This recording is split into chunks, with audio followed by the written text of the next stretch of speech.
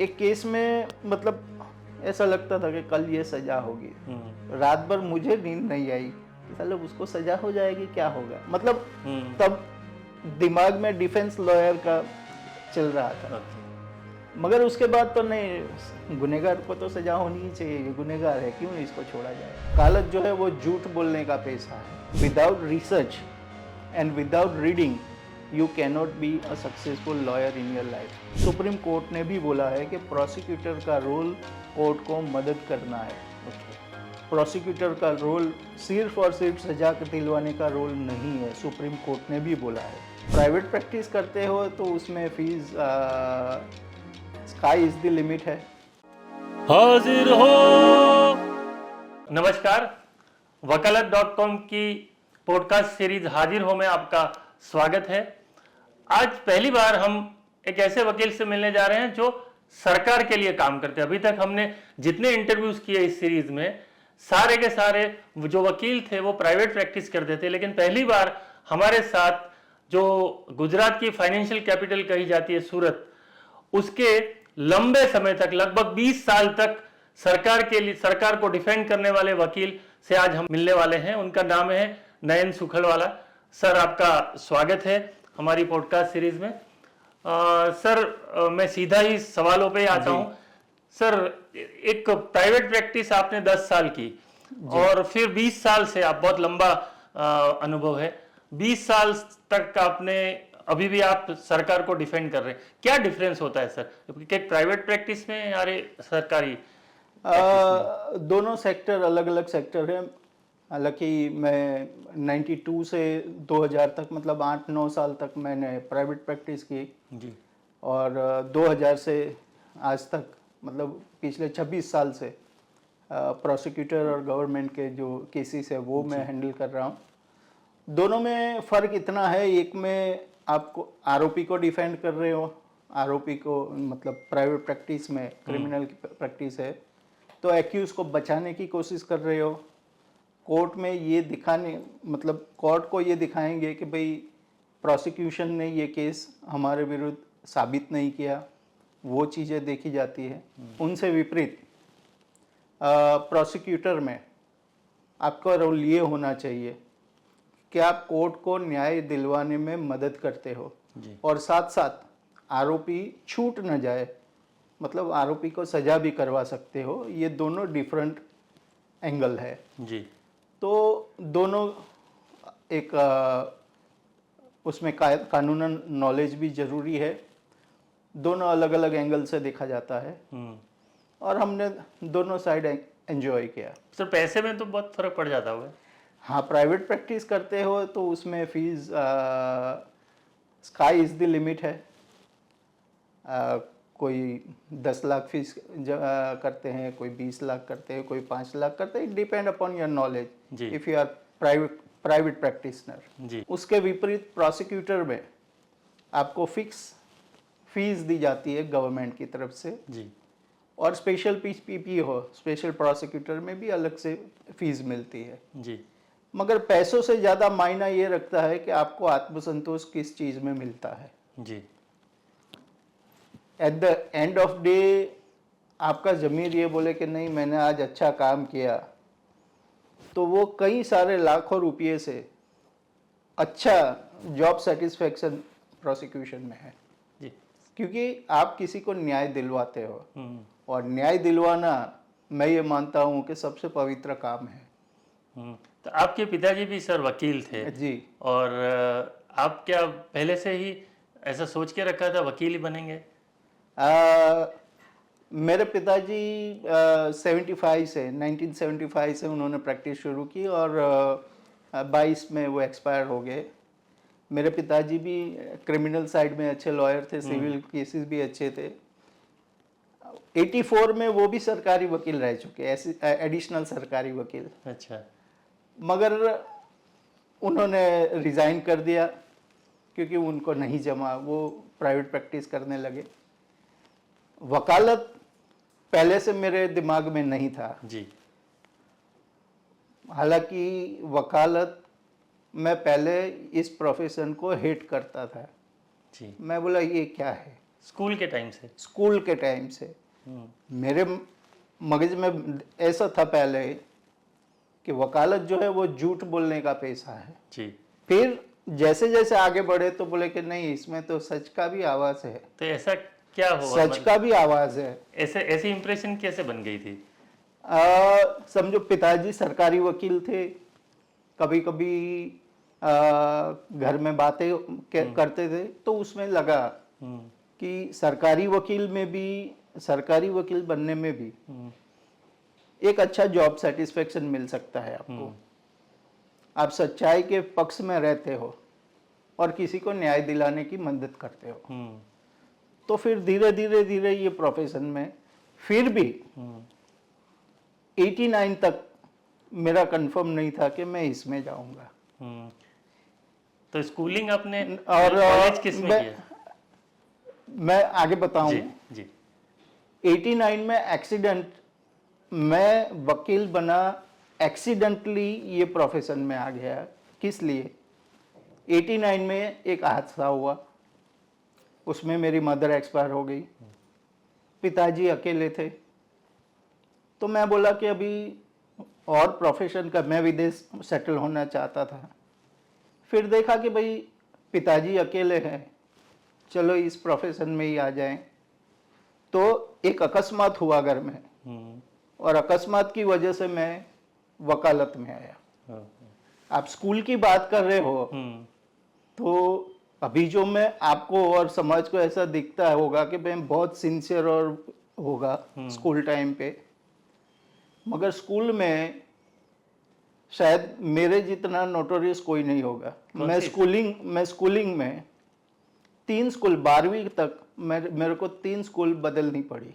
क्या करते थे सर ऐसा? ऐसे धमाल करते थे। अच्छा।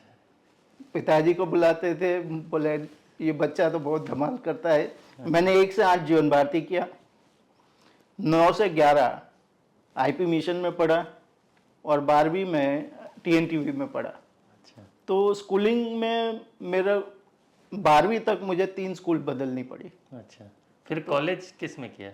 कॉलेज यहाँ सूरत ही किया। मतलब कॉमर्स किया? कॉमर्स किया मैंने। कॉमर्स किया। बर्फी वाला कॉलेज और फिर रवीटी चौकसी लॉ कॉलेज। हाँ, लॉ में जब मैंने एडमिशन लिया तब से मैंने सोचा कि नहीं, अभी आप कैरियर के बारे में सोचो। अभी सब मजाक मस्ती बंद, धांधल धमाल बंद। और फिर वो अच्छी तरह से पढ़ाई किया और वकालत में आया।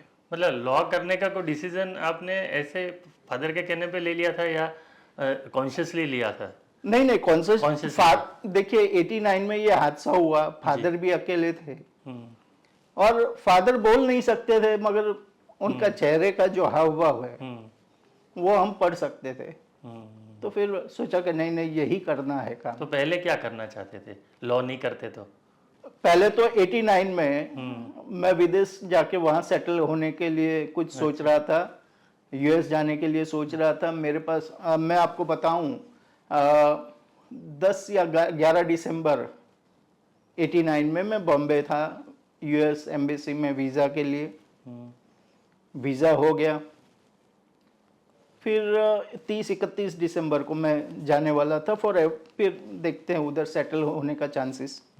अनफॉर्चुनेटली 15 दिसंबर को एक्सीडेंट हुआ, मदर एक्सपायर हो गई। तो फिर सोचा कि अभी पिताजी अकेले रह के क्या करेंगे, हम पिताजी के साथ रहे। तो वीज़ा मिल गया था आपको? मिल गया था। अच्छा। तो मगर फिर सोचा नहीं, यही प्रोफेशन करें हम। तो 89 के बाद हमने फिर लॉ सीरियसली पढ़ा? सीरियसली पढ़ा। मतलब मार्क्स में कुछ फर्क पड़ा था क्या? नहीं, मार्क्स में भी अच्छा फर्क पड़ा। अच्छा फर्क। Once you see in life, once you decide कि मुझे ये करना है और उसके पीछे लग जाओ, अपने आप दिमाग चलने लगता है। कोई भी ह्यूमन में मैं ऐसा देखा है। मैंने आपके बारे में थोड़ा पढ़ा तो मुझे कुछ लोगों ने भी बताया कि आप स्टडी बहुत करते हैं। मतलब कॉलेज लेवल तक शायद नहीं स्टडी करते मैं स्कूल लेवल तक थोड़ा ये, मगर कॉलेज में आने के बाद फिर मैं बोला अभी कैरियर का सोचना पड़ेगा। नहीं, अभी भी आपको केस लड़ना होता है तो आप बहुत सारा उसका रिसर्च बहुत डिटेलिंग में जाके करते हैं। मेरे मित्र है कल्पेश भाई देसाई, यहाँ के सीनियर लॉयर है। जी। उनका इंटरव्यू किया था हमने। आप उनसे भी पूछ सकते हो, वो कभी भी मेरी चैम्बर में आते हैं जी। तो मैं मेरे आईपैड लेके बैठ के पढ़ ही रहा होता लेटेस्ट जजमेंट क्या है।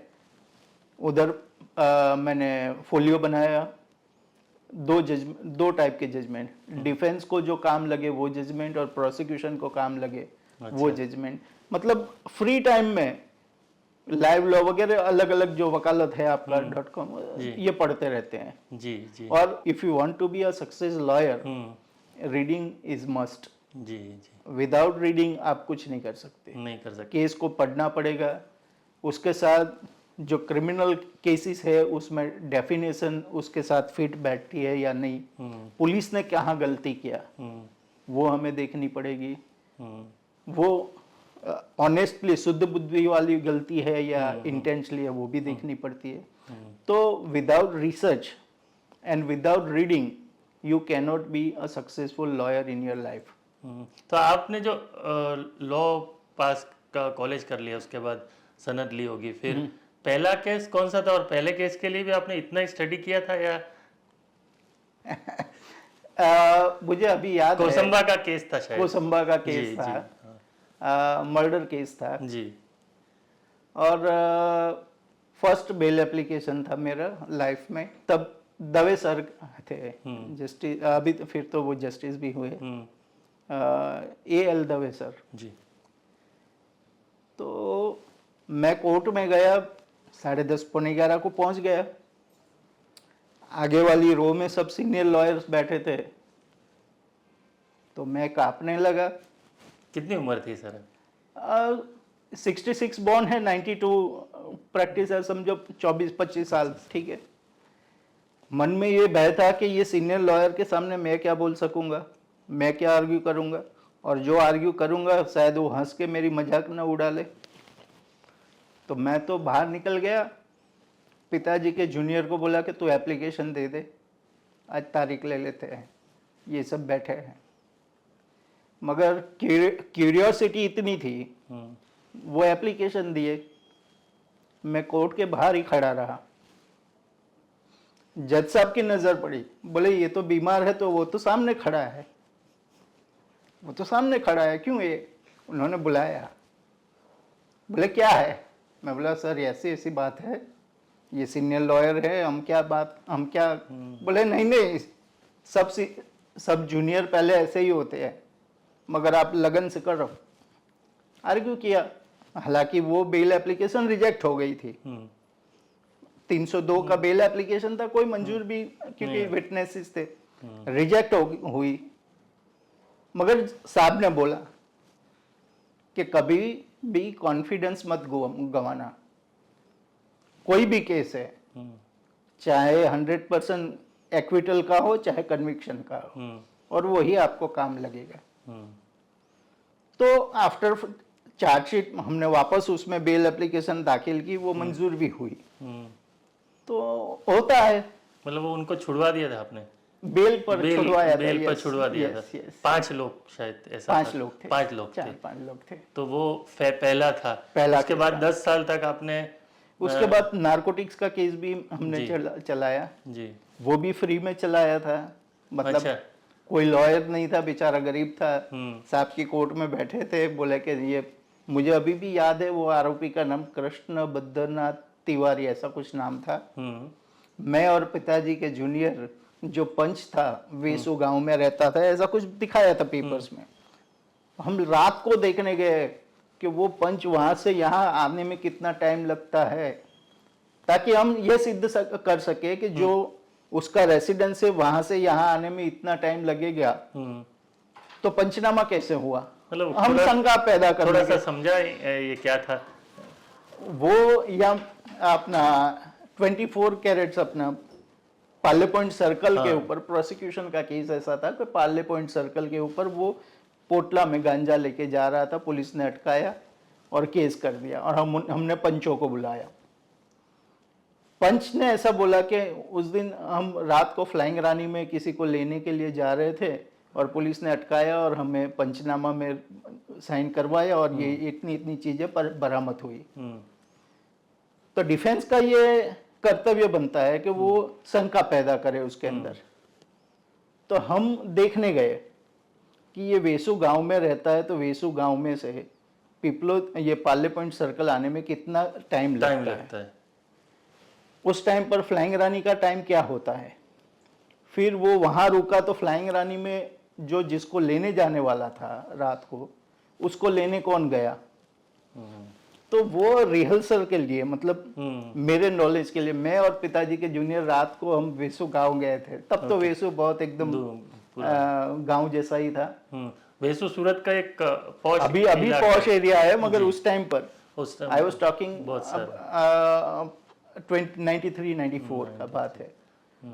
तो डिफेंस लॉयर के तौर पर भी मेहनत तो करनी पड़ती है, ऐसा नहीं है कि इजी है। तो हमने फर्स्ट टाइम गवर्नमेंट का ऑफर कब आया? 99 में, इन द ईयर 99 इंटरव्यू की जाहिरात हुई। हमने फॉर्म भरा, इंटरव्यू दिया और पहले एडिशनल पीपी के तौर पर सिलेक्शन हुआ हमारा 2000 में, और 14 अगस्त 2000।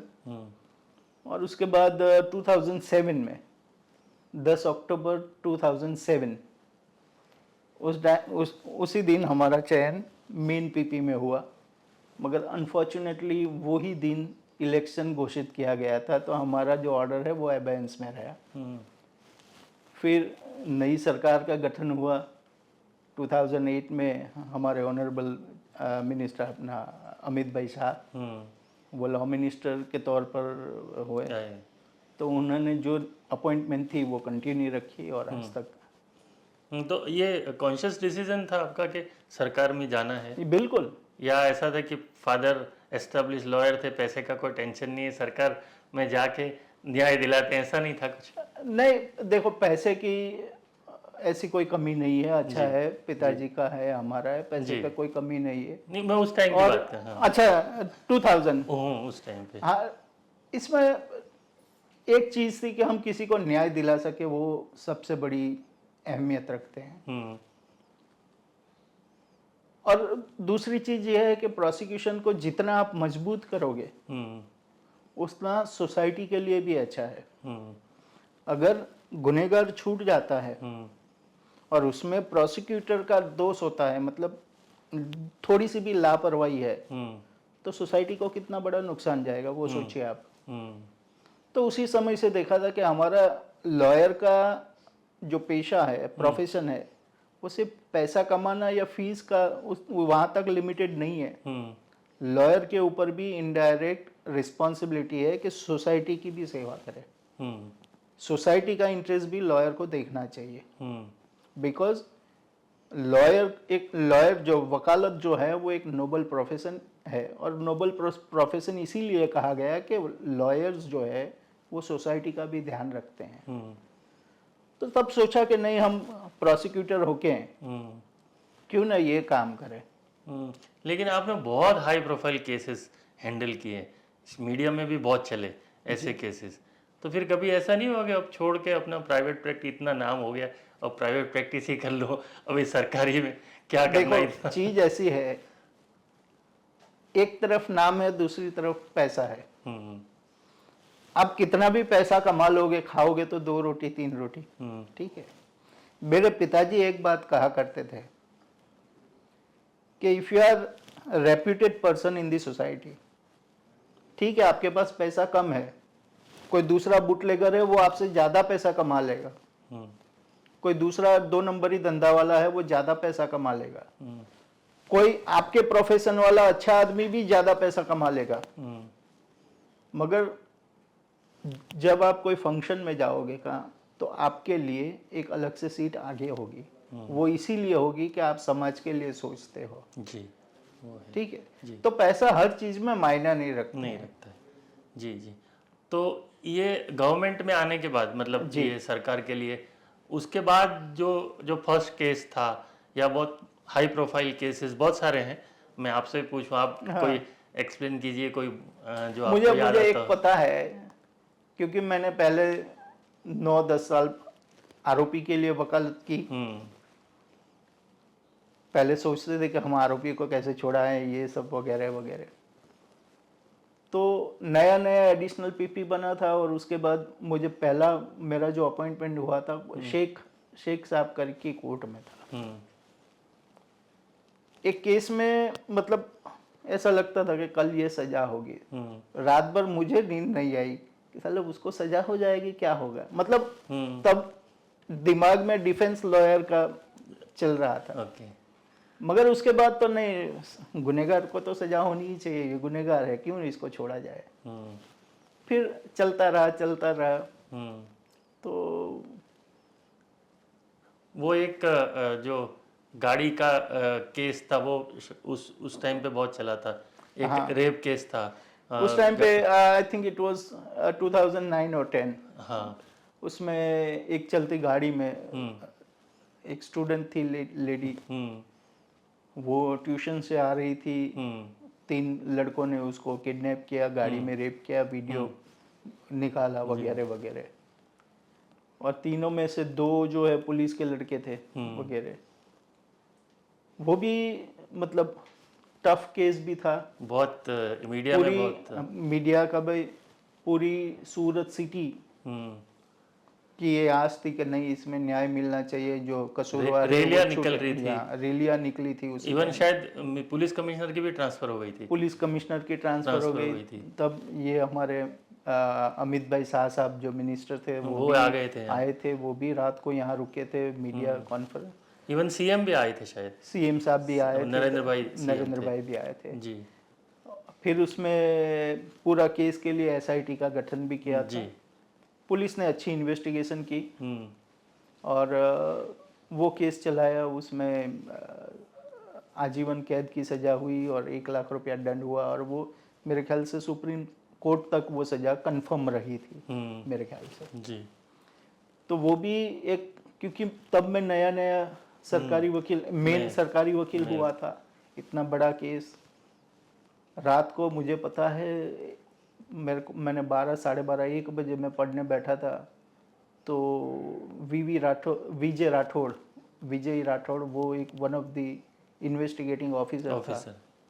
तो एक चीज़ में समझ नहीं पड़ी, मुझे समझने में थोड़ा कंफ्यूजन पैदा हुआ। रात को 12:30 बजे मैंने फ़ोन किया उनको। मैं बोला विजय इसमें क्या है जरा। तो रात को हम मिले, वो बैठे, फिर वो पंचनामा देखा, वो टाइमिंग सब देखा और फिर केस चलाया।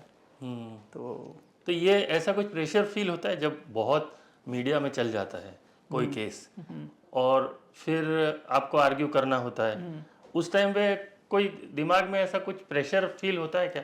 नहीं, मैं ऐसा सोचता हूँ कि अगर लॉयर दिमाग में प्रेशर लाएगा तो वो केस को न्याय नहीं दिला पाएगा। आप मीडिया को पढ़ के चलोगे तो केस नहीं पढ़ पाओगे। ठीक है, मीडिया का भी एक रोल है, अवेयरनेस पैदा करना बराबर है। हमारा रोल है न्याय को मदद करने का रोल।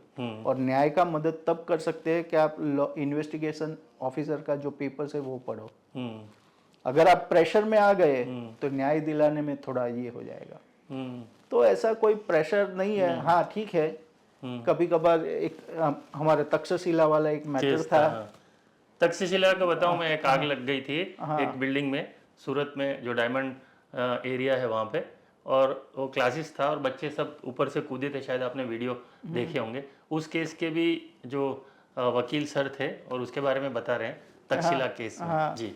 तो उसमें जो एक्यूज की तरफ से सूरत के टॉप मोस्ट लॉयर थे, पानवाला, कल्पेश भाई देसाई वगैरह, वो top most lawyer and they are very experienced lawyer. उन्होंने आर्ग्यूमेंट भी बहुत अच्छी की कि sir this is an accident only, इसमें ये कलम नहीं लग सकती। मेरे साथ मेरा एडिशनल पीपी दलाल भद्रेश दलाल वो बैठा था। सब आर्ग्यूमेंट खत्म हो गई, हम चैम्बर में गए। दलाल ने बोला कि सर हम क्या आर्ग्यू करेंगे, इन्होंने तो लॉ पॉइंट। मैं बोला टेंशन मत रख, अभी शांति से बैठ, सोच, फिर जाएंगे। आर्ग्यू किया उसके बाद और रिजेक्ट हो गई सबकी बेल। तो अगर लॉयर कोई चीज़ का प्रेशर बना लेगा अपने ऊपर तो वो केस को न्याय नहीं दिला पाएगा। मैं ऐसा सोचता हूँ। तो ये प्रेशर कैसे डाइवर्ट कैसे करते हो? ऐसे फ्री टाइम में गाना गाते हैं। अच्छा, हम तो चैम्बर में भी फ्री टाइम पे थोड़े गाना गा ले लेते हैं। ओके। तो मतलब बहुत प्रेशर होता है। जैसे बहुत बार हमने वेब सीरीज में या फिल्मों में देखा है कि कोर्ट के अंदर जो लड़ाई होती है हाँ उससे ज़्यादा मीडिया में भी होती है। हाँ। तो क्या आपने ऐसा कभी फील किया है ऐसा कि ऐसा होता है? नहीं, मैं ऑनेस्टली बताऊं, मेरा एक्सपीरियंस जो है, मीडिया के लोग they are very friendly. Of course they are performing that duty, मगर फ्रेंडली है। जो बात है सच बता देते कि बस सर इसमें देख लो, ये ऐसी बातें है। तो ऐसा कोई प्रेशर मुझे आज तक फील नहीं हुआ है। वो शायद आपका व्यवहार ऐसा है कि आप मीडिया से फ्रेंडली हैं, आप उनको आंसर दे देते हैं। हाँ। या कुछ छुपाना नहीं, मतलब अगर कुछ बताना भी हो तो बता के बोल देते कि इसको अब ज़्यादा इसको वो इसमें नहीं इसमें करना। क्या होता है, इसमें क्या होता है कि मीडिया के कुछ रिपोर्टर जो है उनमें क्या, मतलब कोई जूनियर्स भी होते हैं, कोई अच्छे वेरी वेल सीनियर्स और अनुभवी है, हमारे से अनुभवी है, हमारे से ज़्यादा, तो वो पूछ लेते हैं कि ये न्यूज़ हम ऐसा कर सकते हैं, तो उनको हम ऑनेस्टली सलाह देते हैं कि ये छापने जैसा नहीं है।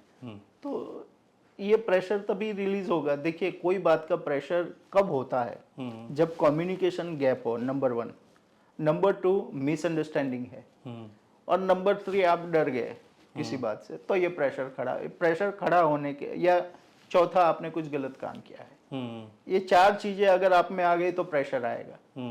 ठीक है, आप कम्युनिकेशन गैप कम कर दो, गलत काम करना वो सोचना बंद कर दो, सबके साथ जो सच बात है वो बोलो, कोई प्रेशर नहीं चढ़ता है। पर ऐसा हो सकता है सच बात आप बोल सकते हो ऐसा? अरे मैंने कुछ केस में बेल देने लायक केस है, तो मैंने सामने से सर को बोला कि सर इसमें बेल दो, it is good case for granting bail. और वो ही हमारा प्रोसिक्यूटर का, सुप्रीम कोर्ट ने भी बोला है कि प्रोसिक्यूटर का रोल कोर्ट को मदद करना है। ओके। प्रोसिक्यूटर का रोल सिर्फ और सिर्फ सजा दिलवाने का रोल नहीं है, सुप्रीम कोर्ट ने भी बोला है। अच्छा। तो हमारा रोल, एक सिंपल लैंग्वेज में बोलो, कोर्ट के सामने सच लाने का हमारा रोल है। Our role is to bring truth before the court. That is the only role. कुछ ऐसे भी करते हैं कि कोई डॉक्यूमेंट आरोपी की फेवर वाले हैं वो छिपा देते हैं, मतलब वो सबमिट नहीं करते। कई केसों में सुप्रीम कोर्ट ने भी बोला है कि दोनों, सपोज एक मैं एग्जांपल दूं, अगर कोई केस में 2 डाइंग डिक्लेरेशन है, one is in favour of prosecution and other is favour in the defence side. कुछ प्रोसिक्यूटर बहुत समझते हैं कि वो डिफेंस की फेयर वाला डॉक्यूमेंट हम नहीं रखें, मगर अल्टीमेटली वो केस को नुकसान करेंगे। सुप्रीम कोर्ट ने बोला कि दोनों डॉक्यूमेंट रखो, कोर्ट को डिसाइड करने दो कि इसमें से सच्चाई क्या है। आपका रोल सच्चाई कोर्ट के समक्ष लाना है। और हम कुछ केस में बेल देने जैसा केस है, सामने से बोलते हैं सर इसमें बेल देने जैसा केस है। पर बहुत बार जैसे नारायण साई का केस है, हाँ, तो वो नेशनल इंटरनेशनल लेवल पे पूरा उसका चर्चा होती है। लोकल में तो ठीक है, लेकिन ऐसे जो बड़े नाम हैं उनके सामने उस टाइम पे आपकी क्या फीलिंग होती है? नहीं, कुछ नहीं, अच्छा मतलब हमें एक गर्व महसूस होता है कि इतने बड़े आदमी के सामने भी छोटी मतलब compare to his financial position नाम है और समाज में, और दूसरी तरफ एक लड़की है कि वो समाज में इतना बड़ा नाम नहीं है, इतना पैसा भी नहीं है, कुछ नहीं, उसको न्याय हम दिला सकते हैं। तो वो एक मजा है, वो मजा है। उस केस के बारे में बताइए सर, क्या थोड़ा।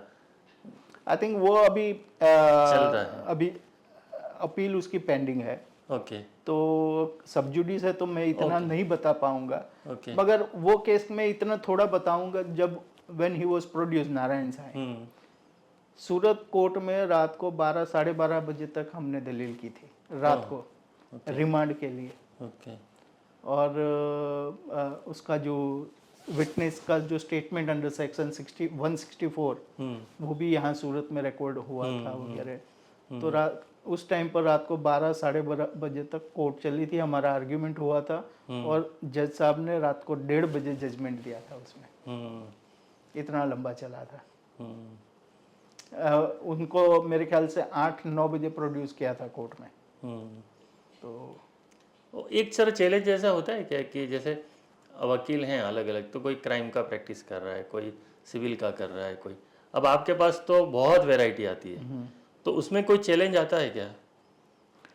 अब के जो फ्यूचर जनरेशन के बारे में बोलूँ तो कोई भी लॉयर है उनको कोई एक फील्ड में एक्सपर्टीज होना जरूरी है। कि आजकल इलेक्ट्रॉनिक वाला जो है वो भी ज़्यादा एआई वगैरह साइबर क्राइम्स है। साइबर क्राइम का जो क्षेत्र है वो बहुत बड़ा क्षेत्र है, उनमें लॉयर्स भी बहुत कम है साइबर के एक्सपर्ट। तो वही एक ही फील्ड पकड़ के आगे चले तो फ्यूचर बहुत अच्छा है। मैं एक एग्जांपल दूं, अगर आपको अहमदाबाद जाना है तो आप अहमदाबाद की तरफ सीधी लाइन पकड़ें। आप कामरेज जाके बोले नहीं हम फिर मुंबई जाएंगे, फिर नवसारी जाके बोले कि नहीं नहीं नहीं मुंबई से तो अहमदाबाद अच्छा है, तो आप इतने में ही घूमते रहोगे, आप मंजिल में नहीं पहुंचोगे। तो हाँ, आपको हर फील्ड में हर लॉ का नॉलेज होना जरूरी है। उसके लिए 2-4 साल लगता है, प्रैक्टिस में लगता है आपको एस्टेब्लिश होने, मगर वंस यू गेट चांस, जो एक लाइन एक्सपर्ट के लिए पकड़ी है आप एक्सपर्टी होने के लिए, वही लाइन में आगे बढ़े तो अच्छा है। मैं ये मानता हूँ। लेकिन आपको तो सब का स्टडी करना पड़ता होगा, हर 35 साल हो गया, निटी-ग्रिटीज समझो 35 साल हो गया, 35 और जूनियर डेज का 35-36 साल, और कुछ ना कुछ जानने की, अगर कोई भी आदमी कोई भी फील्ड का, मैं लॉयर के बारे में नहीं बता, हर एक क्षेत्र में कुछ भी जानकारी लेने की आपको हॉबी रखनी होगी। पर उम्र के साथ क्यूरियोसिटी कम होती है, ऐसा नहीं होता है? नहीं, ऐसा नहीं है। अगर आप क्यूरियोसिटी बढ़ाओगे तो उम्र अपने आप कम हो जाएगी। अरे वाह सर, बहुत बड़ी बात करें आपने। आप ऐसा समझोगे। मैं आज ही एक फंक्शन में गया था, सुबह मेरी स्पीच के से पहले किसी ने, मतलब जो अनाउंसर था, तो अनाउंसमेंट किया वगैरह, बोले कि इस उम्र में भी ये फिटनेस अच्छी रखते हैं। तो मैंने पहले ही बोला कि मैं इतने, मेरा उम्र नहीं है भाई, मैं अभी 59 ही हूँ। मतलब आप उम्र या एज से रिलेटेड, मतलब वो आपके दिमाग में घुस गया तो आप खत्म हो गए।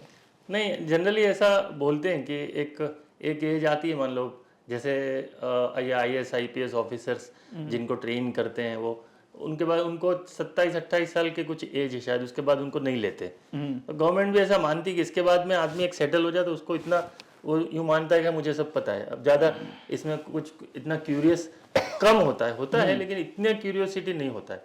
लेकिन जैसा आप बता रहे हैं कि आपके प्रोफेशन में तो आप क्यूरियस नहीं होंगे तो आप डेड हो जाएंगे। यस, बिल्कुल। नए नए कानून आते हैं जी, नए नए जजमेंट्स आते हैं जी। आप पुराने जजमेंट को पकड़ के चलोगे तो वो आपको काम नहीं लगेगा, वो ओवर रूल हो जाएंगे। कितने जजमेंट ओवर रूल भी हो चुके।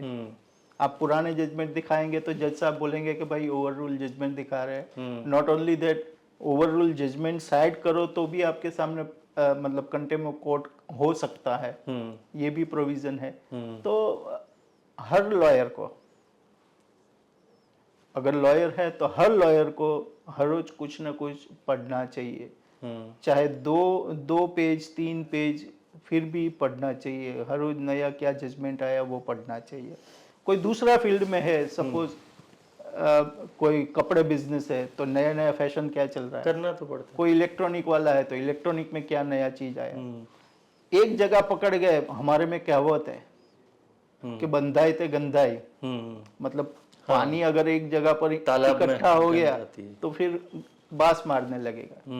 मतलब नदी की तरह रहना है, तालाब नहीं बनना है। जी जी। तो सर एक सवाल अभी बहुत चर्चा में हो रहा है और आपने ईडी के केस को हैंडल किया है, जो अभी पश्चिम बंगाल में हुआ है, जो घटनाक्रम हुआ, उसके बारे में आप क्या, क्योंकि बहुत से वकील नेशनल लेवल पे इस बारे में चर्चा हो रही है, वो लोग इसको डिफेंड कर रहे हैं, इसको डिफेंड कर रहे हैं, उसने गलती की, उसने गलती की। टेक्निकल पॉइंट पे आप क्या मानते हैं? एक मतलब गवर्नमेंट, सेंटर और स्टेट के दोनों का टकराव जैसा क्रिएट हो गया है। टेक्निकल पॉइंट पे सुप्रीम कोर्ट ने भी दोनों साइड की बात की है शायद, कि सुप्रीम कोर्ट ने ऐसा बोला कि ये एनआरकी हो जाएगी आप अगर ऐसा करोगे, और उधर उनके भी सपोर्ट किया कि भाई आप इलेक्शन के टाइम पे क्यों रेड करते हो ईडी को। देखिए, नंबर 1 ये तो सब जुडिस मामला है जी। मेरा ये पर्सनल मानना है कि ईडी के अधिकारियों ने जो कार्रवाई की है कुछ जी। जानबूझकर, मतलब कुछ एविडेंस होगा तभी तो की है। जी। ठीक है। दूसरी बात, इसमें मैं ज़्यादा टिप्पणी इसलिए नहीं कर सकता कि मेरा एक नियम है कि कोई चीज़ में पूरी जानकारी लिए बगैर कोई चर्चा करना वो नहीं, जायज़ नहीं है। मगर प्राइमा फेसी मैं ये बोलूं कि अगर आपके पास एविडेंस है तभी आपने आगे कार्रवाई की, ईडी के पास कुछ एविडेंस है तभी उन्होंने आगे कार्रवाई की। ठीक है। जी। तो देखें आगे वाले फ्यूचर में क्या होगा। नहीं, ये तो क्या है कि वो एक सेंटर एजेंसी है और एक स्टेट एजेंसी है, दोनों सामने सामने हो गई। जी, मैं उसके पॉइंट पे बात कर, मैं वो केस पे नहीं बोल रहा हूँ। पर ऐसा देखिए मैं राजकारण का आदमी नहीं हूँ जी। मैं पॉलिटिशियन नहीं हूँ। जी। स्टेट क्यों अगेंस्ट हो गई, सेंट्रल ने ये किया, हमें ये नहीं देखना है। जो किया है उसमें प्राइमा फेसी करने जैसा है कि नहीं, वही देखना है अभी तो। जी।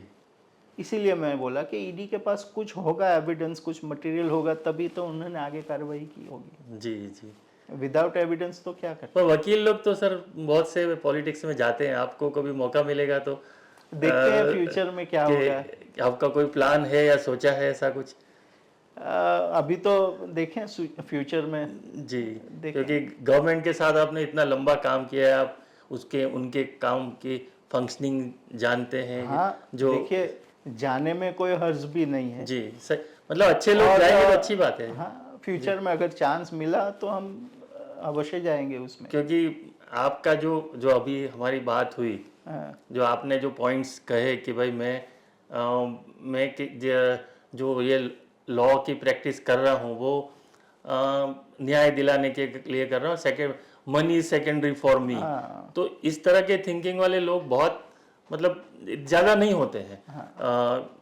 तो ऐसे लोग अगर जाते हैं पॉलिटिक्स में तो अच्छी बात है। हाँ, देखिए मैं बोला चांस मिलेगा तो अवश्य जाएंगे जी। और हाँ, एक है हमारी भी एक रिस्पॉन्सिबिलिटी है कि गवर्नमेंट ने इतने साल इतना हमें रखा है। जी। हमें नेम दिया, गवर्नमेंट जो नाम मिला है वो सरकार की वजह से ही मिला है। जो सिटी में फेमस हुए वो भी सरकार की तरफ से। तो अभी हमारा भी एक फर्ज बनता है कि हम सरकार को क्या दे सकते हैं। हमें चांस मिले तो अवश्य जाएंगे और कुछ ना कुछ लॉ के फील्ड में भी करेंगे, पब्लिक के लिए भी कुछ करेंगे। अगर चांस मिला तो अवश्य जाएंगे।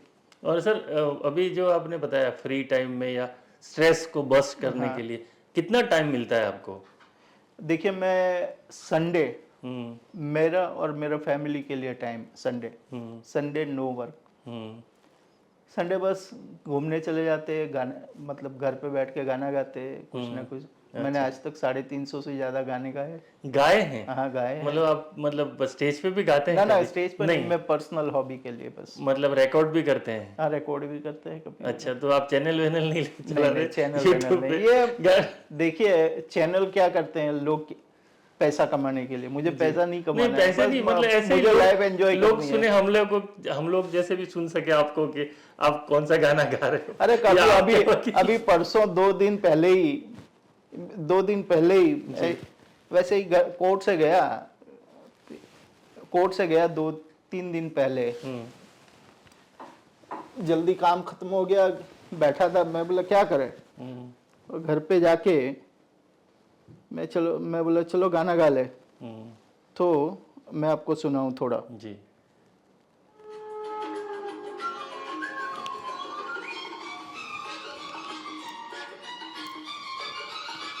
अच्छा, इधर स्टूडियो है आपका? घर का है, थिएटर है।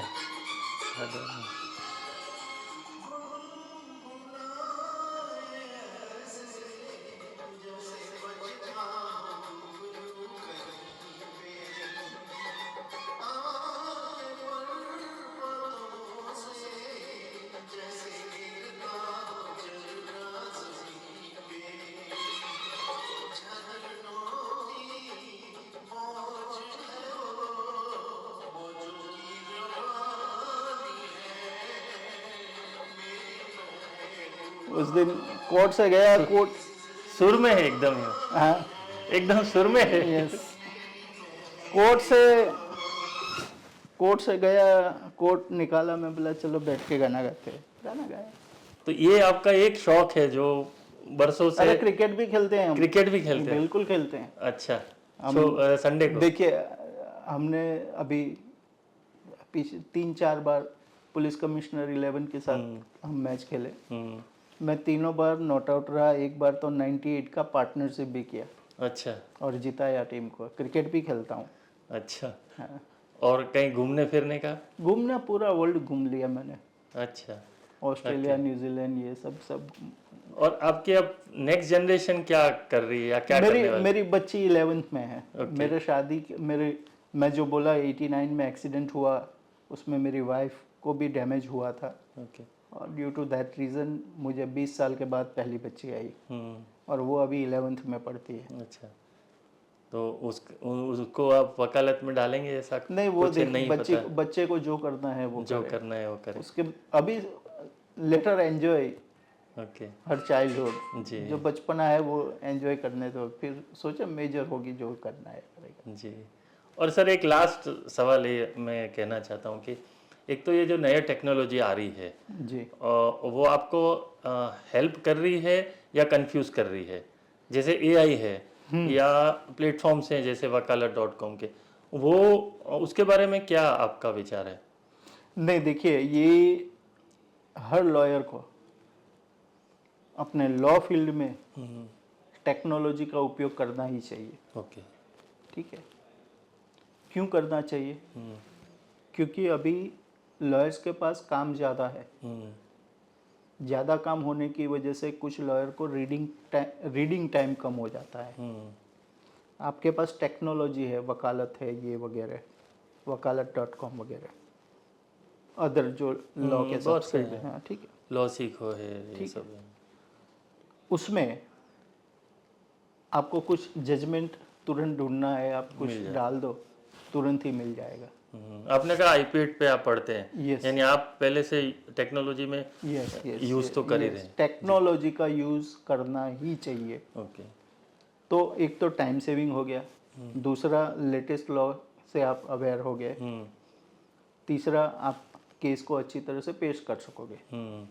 ठीक है। रिसेंटली एक केस में मैं एक एग्जांपल दूं आपको। एक केस में किसी ने इंटरिम बेल एप्लीकेशन की थी। वो जेल में था, मगर मिड टाइम मुझे बेल दो। रीज़न क्या था? मुझे इलेक्शन में प्रचार करना है। इलेक्शन, ही वॉज कैंडिडेट, तो मुझे प्रचार करना है। हम बेल एप्लीकेशन कोई भी पढ़े तो पहले तो लगता है कि ये तो इसका राइट है प्रचार करने के लिए, तो उसको टाइम तो देना चाहिए बंधारण का। तो उस टाइम पर मैंने एआई, मतलब ये टेक्नोलॉजी वगैरह, उसका यूज़ किया कि ऐसी परिस्थिति में बेल दिया जाए या नहीं दिया जाए। ओके। आप बिलीव नहीं करोगे, सुप्रीम कोर्ट के जजमेंट के साथ आ गया कि इसमें बेल नहीं दे सकते। और इसका रेफरेंस ये जजमेंट है। कितना फ़ायदा हो गया। जी।